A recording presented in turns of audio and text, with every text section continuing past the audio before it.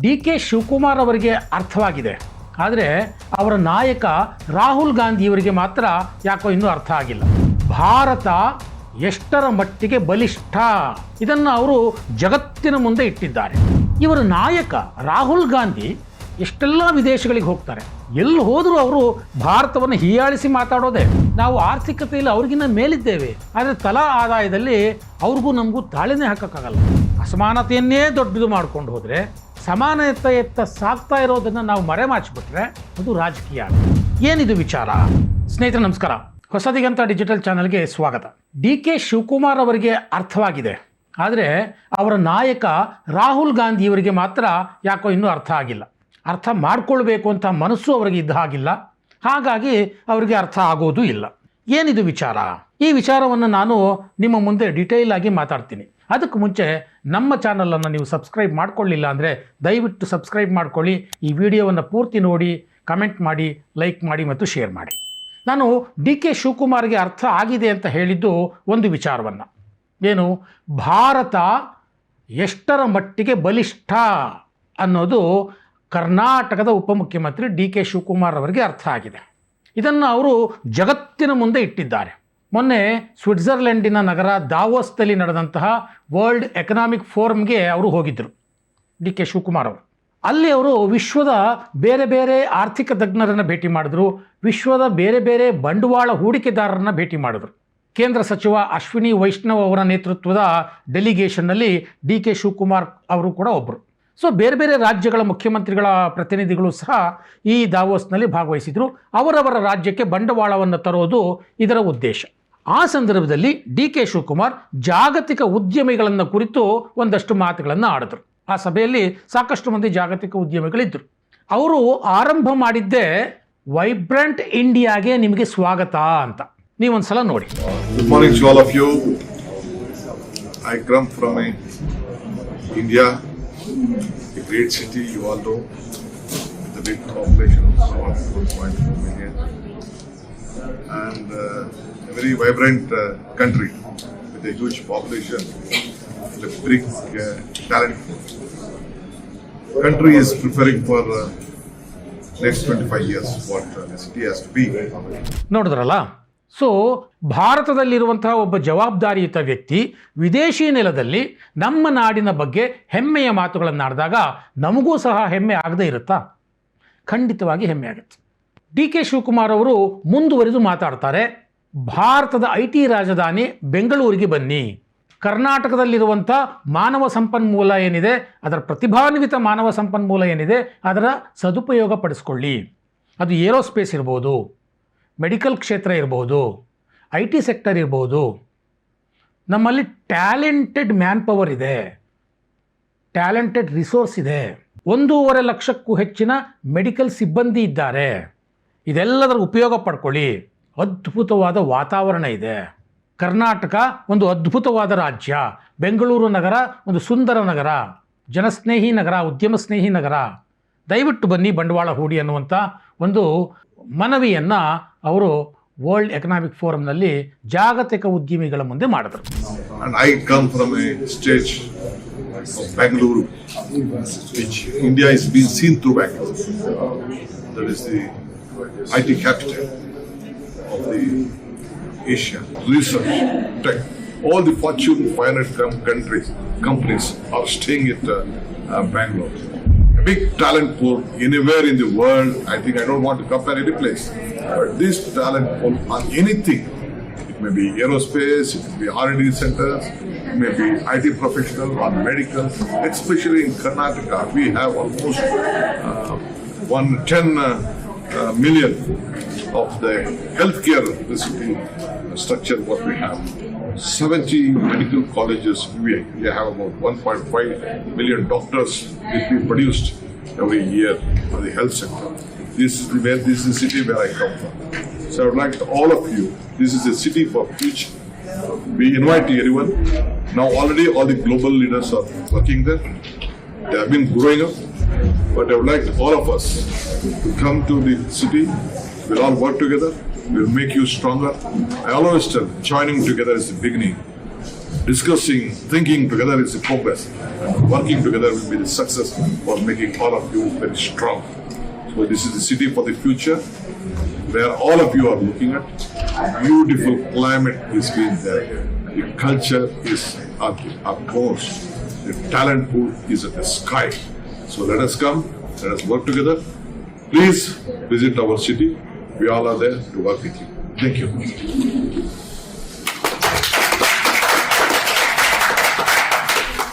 ಖುಷಿಯಾಗುತ್ತೆ ಸ್ನೇಹಿತರೆ.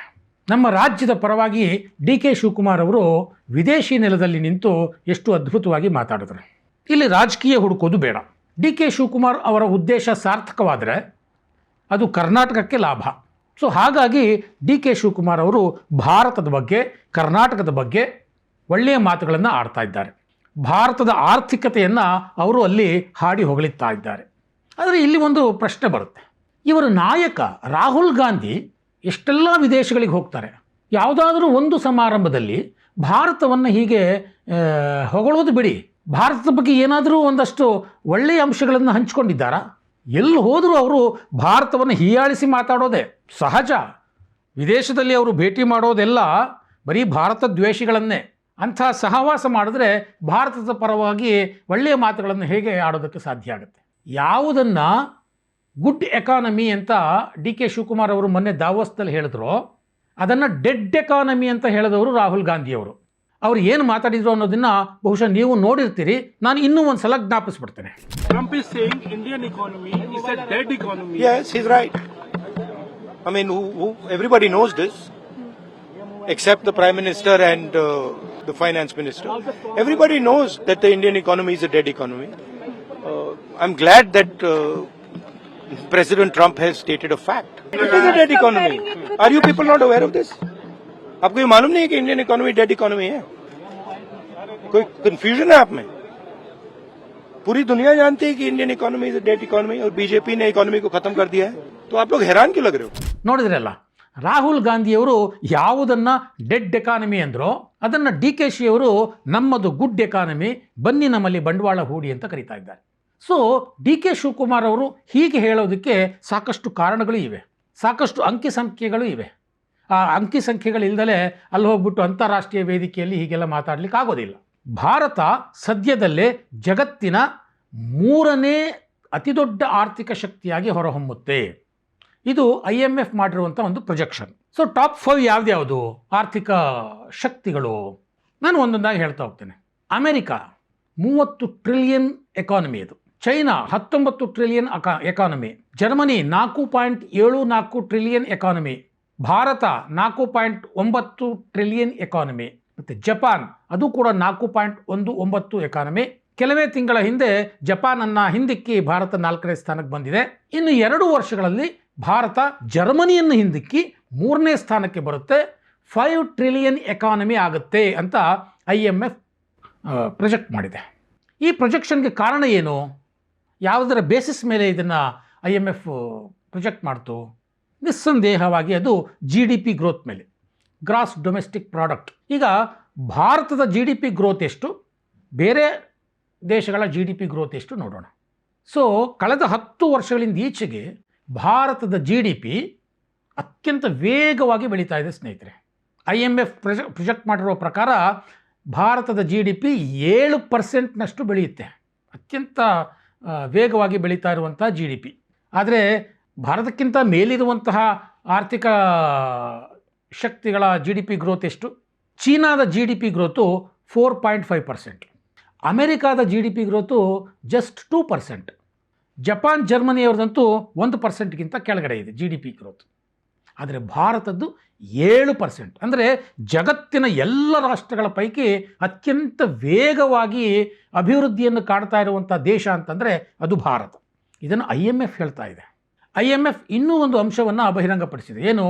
ಕಳೆದ 10 ವರ್ಷಗಳಲ್ಲಿ ಭಾರತ 100% ಗ್ರೋತನ್ನು ಕಂಡಿದೆ.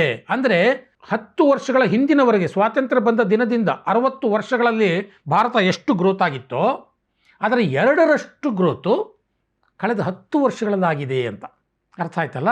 ಅಂದರೆ ನರೇಂದ್ರ ಮೋದಿ ಸರ್ಕಾರ ಬಂದ ನಂತರದಲ್ಲಿ ಈ ಗ್ರೋತ್ ಆಗಿದೆ ಅನ್ನೋದನ್ನು ನೀವು ಗಮನಿಸಬೇಕು. ಇದೇ ಅವಧಿಯಲ್ಲಿ ಅಮೆರಿಕಾದ ಗ್ರೋತು 66% ಆದರೆ ಚೀನಾದ ಗ್ರೋತು 44% ಇದೆ. ಅಂದರೆ ಅತ್ಯಂತ ವೇಗವಾಗಿ ಭಾರತ ಅಭಿವೃದ್ಧಿ ಕಾಣ್ತಾ ಇದೆ. ಏನು ರೀ 5 ಟ್ರಿಲಿಯನ್ ಆಗ್ಬಿಟ್ರೆ ಆಯ್ತೇನ್ರಿ? ಹೊಟ್ಟೆಗೆ ಹಿಟ್ಟಿಲ್ದಲ್ಲೇ ಇರೋರು ಎಷ್ಟು ಜನ ಇದ್ದಾರೆ ರೀ? ಪರ್ ಕ್ಯಾಪಿಟಲ್ ಇನ್ಕಮ್ ನೋಡಿರಿ, ಸುಮ್ಮನೆ ಮಾತಾಡಬೇಡಿ. ಏನು ವಿಶ್ವದಲ್ಲಿ 5ನೇ ಸ್ಥಾನ 3ನೇ ಸ್ಥಾನ ಬಂದುಬಿಟ್ರೆ ಇಲ್ಲಿ ಬಡವರು ಹೊಟ್ಟೆ ತುಂಬಿಡುತ್ತಾ? ಈ ಥರದ ಪ್ರಶ್ನೆಗಳನ್ನು ರಾಹುಲ್ ಗಾಂಧಿ ಅಂತವರು ಮತ್ತು ಅವರ ಹಿಂಬಾಲಕರು ಕೇಳ್ತಾನೆ ಬರ್ತಾರೆ. ಪರ್ ಕ್ಯಾಪಿಟಾ ಇನ್ಕಮ್ನ ಉದಾಹರಣೆಯನ್ನು ಕೊಡ್ತಾರೆ. ಎಸ್, ಪರ್ ಕ್ಯಾಪಿಟಾ ಇನ್ಕಮ್ನಲ್ಲಿ ಭಾರತ ಹಿಂದಿದೆ. ಅದನ್ನು ಒಂದ್ಸಲಿ ನಾನು ನಿಮಗೆ ಹೇಳಿಬಿಡ್ತೇನೆ. ಪರ್ ಕ್ಯಾಪಿಟಾ ಇನ್ಕಮ್ ಅಂದರೆ ಭಾರತೀಯರ ತಲಾ ವರಮಾನ ಎಷ್ಟು ಬೇರೆ ದೇಶಗಳಿಗೆ ಹೋಲಿಸಿದರೆ, ಇದನ್ನು ಒಂದ್ಸಲಿ ನೋಡೋಣ. ಅಮೆರಿಕಾದ ಪರ್ ಕ್ಯಾಪಿಟಾ ಇನ್ಕಮ್ ವರ್ಷಕ್ಕೆ 60 ರಿಂದ 70 ಲಕ್ಷ ರೂಪಾಯಿಗಳನ್ನು ನಾನು ಹೇಳ್ತೇನೆ. ಜರ್ಮನಿಯ ತಲಾ ಆದಾಯ ವರ್ಷಕ್ಕೆ 40 ರಿಂದ 50 ಲಕ್ಷ ರೂಪಾಯಿ ಒಬ್ಬರಿಗೆ ತಲಾ ಆದಾಯ ಅಂದರೆ. ಚೀನಾದ ತಲಾ ಆದಾಯ 10 ರಿಂದ 12 ಲಕ್ಷ ರೂಪಾಯಿ. ಭಾರತದ್ದು 4ನೇ ಸ್ಥಾನ ಅಲ್ವಾ? ಭಾರತದ್ದು ಕೇವಲ 2.5 ಲಕ್ಷ ರೂಪಾಯಿ. ನಾವೇನು ಜಪಾನ್ ಮತ್ತು ಬ್ರಿಟನ್ನನ್ನು ಹಿಂದಿಕ್ಕಿ 4ನೇ ಸ್ಥಾನಕ್ಕೆ ಬಂದ್ವಲ್ಲ, ಆ ಜಪಾನ್ ಮತ್ತು ಬ್ರಿಟನ್ನಿನ ತಲಾ ಆದಾಯ ಎಷ್ಟು ಗೊತ್ತಾ?